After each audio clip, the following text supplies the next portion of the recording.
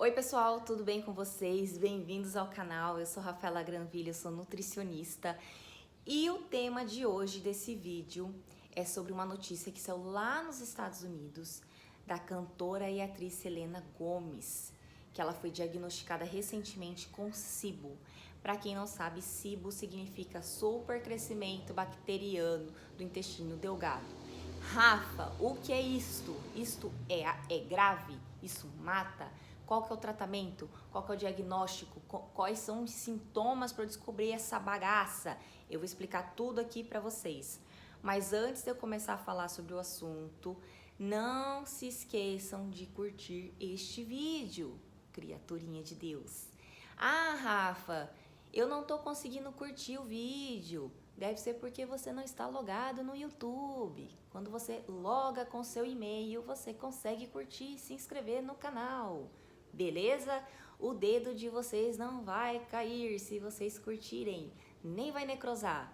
E vocês ajudam o meu trabalho, e aí, dessa forma eu vou cada vez mais compartilhar conhecimento para vocês de forma gratuita. Bom, então vamos lá, sem mais delongas. Gente, então como eu falei, a SIBO significa supercrescimento bacteriano do intestino delgado, né? Rafa, o que leva a gente a desenvolver essa bagaça, né? Isso daí é grave? Não é grave, mas isso dificulta um pouco sua vida, isso diminui a qualidade da sua vida. Até porque ninguém quer ficar sentindo cólica, distensão abdominal, ter alterações nas fezes, ninguém quer isso, né? E um dos sintomas da SIBO é isso, essa alteração fecal, seja constipação ou diarreia, distensão abdominal, a sensação de empachamento, né? Na minha terra a gente fala assim, empachamento, né? Que é tipo assim, você tem a sensação de como se estivesse com uma distensão abdominal, mas você não está com o abdômen distendido, né? Se você perguntar pra alguém, nossa, fulano, você tá vendo se minha barriga tá inchada? Olha só, eu tô com uma sensação que eu tô com a barriga inchada. E a pessoa olha e fala, não tô percebendo nada. Isso se chama blurring, né? A gente usa essa expressão, é uma expressão em inglês. Mas que se você colocar no Google Tradutor, vai dar distensão abdominal também. Mas a gente usa para diferenciar da distensão abdominal tradicional, né, que a SIBO pode causar, que é aquela que você consegue observar a pessoa com a barriga inchada, e o blurring, que a pessoa tá sentindo aquela sensação da barriga inchada, mas quem tá perto dela não percebe quando olha, tá bom? Outra coisa, cólica, muita cólica abdominal. Lembrando que existem outros problemas relacionados ao nosso intestino que também causam cólicas, tá? Então a gente tem que ficar esperto. Por mais que às vezes pareça normal, é que eu sempre falo lá no meu perfil do Instagram. Tem coisas relacionadas ao nosso intestino que a gente acha que é normal, mas não é normal. Pode ser comum, é comum de acontecer, é comum de você ouvir falar, mas não é normal. Igual peidar podre, fedorento, fedido, que ninguém aguenta ficar perto de você. Também não é normal, tá? Cagar, uma hora, fica dias sem cagar e fica tomando remédio. Não é normal, tá? Então, os sintomas da SIBO são esses: distensão abdominal, blurring, alterações na consistência das fezes. Você pode ter diarreia ou pode ter constipação, cólicas, tá? Gases. Mas como eu falei, isso também, esses sintomas também são parecidos com outros problemas relacionados a outros problemas do intestino, tá? Bom, e quais são as causas que levam ao desenvolvimento dessa SIBO, desse supercrescimento bacteriano? Existem várias causas, não tem uma única causa, existem várias. Então, desde doenças inflamatórias intestinais, síndrome do intestino irritável, doenças autoimunes como lúpus. E eu não sei se vocês sabem, essa cantora, a Selena Gomez, há algum tempo atrás, eu não me lembro exatamente quanto tempo atrás, ela foi diagnosticada com lúpus. E os estudos falam, né, que doenças autoimunes como lúpus pode levar ao desenvolvimento da SIBO, né? Doença celíaca, diabetes, cirurgia abdominal. Eu tenho também algumas pacientes que reclamam que depois que fizeram cirurgia de abdominoplastia tem mais uma sensação de gases, então cirurgias relacionadas ao abdômen, tá? Uso de medicamentos a longo prazo.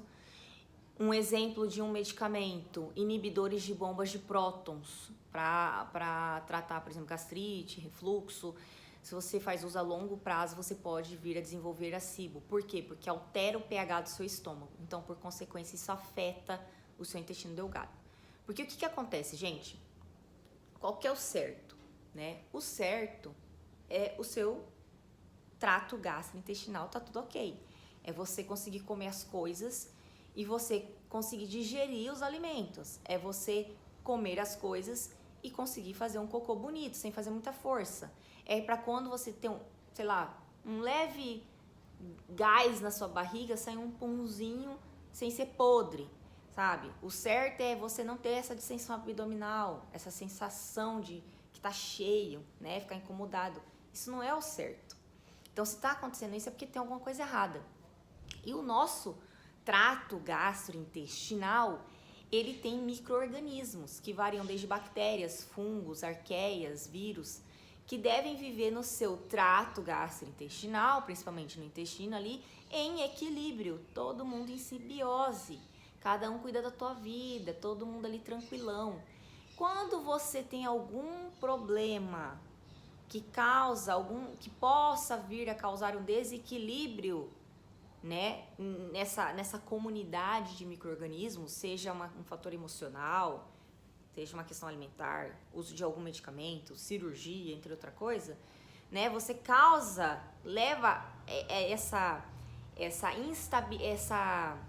instabilidade ali, esse desequilíbrio, melhor dizendo, né, melhor palavra para se usar, esse desequilíbrio. Então você vai começar a ter sintomas, o seu corpo vai começar a reagir, tá? E aí nesse caso desse supercrescimento, que assim, não é bom nem elas estarem em excesso e nem elas estarem faltando ali, diminuídas, que também pode te trazer algum prejuízo, tá? Então tem que ter o quê? Um equilíbrio, elas viverem em simbiose, cada uma tranquilona cuidando da sua vida, que daí fica tudo certo e você para de ter esses sintomas, tá? E aí, quais são os tratamentos? Como que é feito o diagnóstico desse negócio? Bom, vou começar falando pelo diagnóstico, tá? Depois a gente fala o tratamento, que daí já vai ser o final, que daí entra minha pessoa aqui, Rafaela Granville, nutricionista. Bom, o diagnóstico no Brasil, exatamente, é um pouquinho mais complexo. Por quê? Porque além de você ter que usar a questão do recordatório alimentar, você entender como é a alimentação dessa pessoa, o histórico de família dessa pessoa, se ela faz uso de algum medicamento, se ela tem algum outro problema de saúde, né? Porque, como eu citei anteriormente, existem situações que levam ao desenvolvimento da SIBO, né? E daí você tem que tentar entender tudo isso. E existem existe um exame em específico que é feito no Brasil, mas ele pode dar falso negativo, que é o hidrogênio expirado, né? Porque se a pessoa... É claro que o médico, quem vai fazer o diagnóstico é o médico, tá? Ele vai investigar, ele vai ver seu histórico, tal, e não sei o que, blá, blá, blá, vai fazer vários exames para descartar outros problemas relacionados ao intestino, né? Como síndrome do intestino irritável, alguma doença inflamatória intestinal, porque às vezes os sintomas são muito parecidos. Então o médico ele vai ter que ir descartando, né? Ah, não tem doença inflamatória, tarará. Ou tem, né? E por consequência do que você tem, você acabou desenvolvendo a SIBO também, né? Tem essa, né? E aí existe esse exame que pode ajudar no diagnóstico. Mas aí o que acontece do hidrogênio expirado? Ele pode dar falso negativo, como eu falei. Por quê? Porque existem bactérias que elas são produtoras de hidrogênio. Mas existem bactérias que elas são... Gente, não repara não, tá? Que é a vizinha que tá gritando aqui, que agora é final de ano. Então a galera tá de boa, tá? Já comemorando praticamente o Natal, todo mundo de férias aí curtindo com a família. Então vocês não reparam não, tá? Que a galera tá aí passando férias na minha vizinha. Bom, e aí existe outras bactérias que elas produzem outro tipo de gás, que é o metano. E no Brasil não tem exame para identificar o metano. Então o que acontece? Esse exame de hidrogênio expirado pode dar falso negativo no seguinte aspecto: você fazer o exame, dá que você que é negativo, que você não tem nada, nenhuma bactéria produtora ali de hidrogênio, né? Aí, ok, você abre o exame e falou, beleza, não tenho SIBO. Não deu nada de alteração no meu hidrogênio expirado, não tem nenhuma bactéria produtora de hidrogênio. Ok. Mas você continua com sintoma. Seu médico fez um monte de outros exames, né? E aí você continua ruim, né? Continua com aquele desconforto, com alteração nas fezes, com essa sensação de distensão abdominal, com esse blurring, com a distensão abdominal. E às vezes você pode estar com outro tipo de bactéria que está gerando metano, que é um outro gás, que aqui no Brasil não tem exame para detectar esse tipo de gás. Entendeu? O babado? Então, é muito importante você ir num profissional que ele já tenha uma experiência sobre isso, para quando ele olhar o exame, ele saber assim, deu aqui negativo para hidrogênio expirado, para o hidrogênio, aliás, né? Mas não significa que talvez não tenha bactérias produtoras de metano, entendeu? E além disso, o profissional médico, né, que é o que faz o diagnóstico, ele vai começar a investigar para saber qual é o problema de base, o que levou você a desenvolver SIBO. Se foi a partir de algum problema no seu intestino mesmo, como eu falei, doença inflamatória intestinal, síndrome do intestino irritável, sei lá, doença celíaca, ou uso de medicamento, ou porque você tem uma doença autoimune, e assim por diante, tá? E a outra coisa é a questão da nutrição, aonde a nutrição entra aí, nessa parada. A nutrição, ela pode ajudar muito nessa questão do diagnóstico, o profissional, tá?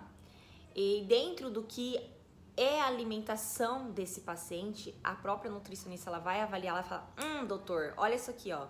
Quando ele come isso aqui, causa tal desconforto, blá, blá, blá, blá, blá. A nutrição pode ajudar com tudo isso, entendeu? Com recordatório alimentar. E aí, o trabalho é em conjunto. Por quê? Porque o médico, ele vai passar antibiótico para tentar diminuir essa quantidade de bactérias ali que está em excesso, e a nutrição vai entrar com a dieta para ajudar a melhorar os sintomas, né? Para acessar esses sintomas de desconforto. E aí, na nutrição, a gente utiliza muito a dieta Low Food Maps. E aí, como funciona a dieta Low Food Maps? A nutricionista vai avaliar a alimentação desse paciente, vai avaliar o que ele está comendo e se ele tem sintomas logo após as refeições. E aí, dentro disso, dentro dessa avaliação ali do que ele está comendo, se ele tem os sintomas, né, de desconforto abdominal, distensão abdominal e assim por diante, ela vai fazer a retirada desses alimentos de forma temporária, tá?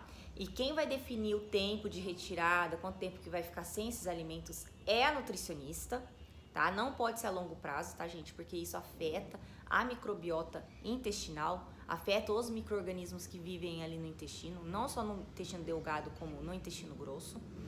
E aí, depois de um tempo, né, que ela definiu lá quanto tempo vai ficar sem esses alimentos, depois ela vai começar a reintrodução alimentar, né? A reintrodução desses alimentos para o paciente, uma reintrodução lenta, né, pouco a pouco, de cada alimento, para poder avaliar se esse paciente está tendo reação quando come aquele determinado alimento ou não. Mas esse aqui teve reação? Não.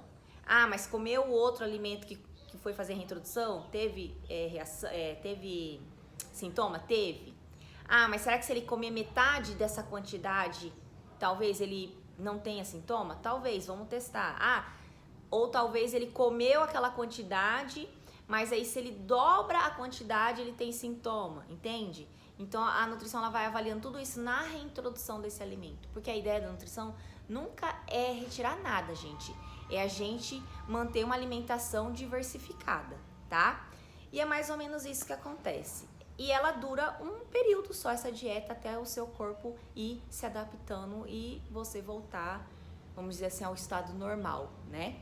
Mas vale lembrar que é muito importante, gente, vocês fazerem acompanhamento, porque daí você tem um tratamento feito de forma correta e você tem mais sucesso na melhora dos sintomas, tá bom? E é isso, gente. Um beijo pra vocês. Espero que vocês tenham entendido esse vídeo.